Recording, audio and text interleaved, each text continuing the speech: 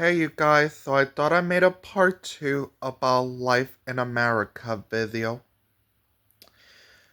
Let me see. I want to talk about my experience in the first state I lived in, which was New York. So we all know as New York to be a cold state during winter. The winters are basically brutal. I remember as a kid waking up and experienced my first white Christmas with snow. I remember it was just it was very cold in New York, and so basically it's cold throughout from December through January, and during, I guess, February and March is still cold, but it eventually starts to get warmer during March through April. So it starts to get a little bit warmer in the northern hemisphere. The north and the south are very different from each other. So the state, another thing about the state that I live in is that it's known for pizza. New Yorkers do like pizza. Um, to put in perspective, New York pizza,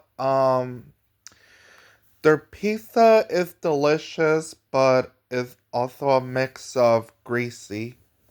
People in New York eat a lot of junk food and fast food because it's the cheapest food.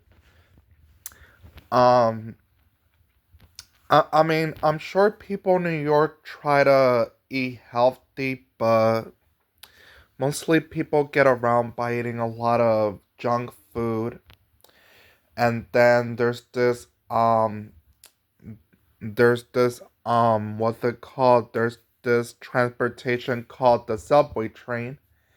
Um it makes a little ding dong sound when it closes the door. You'll hear a voice saying stand clear of the closing doors, which I believe it means stay clear of the closing doors because there was one incident where a man cut his finger. I think it was on a subway train.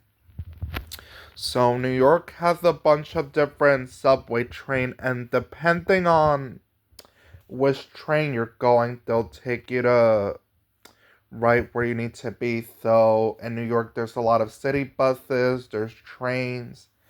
I believe there's all different transportation. People ride in carriages and horses.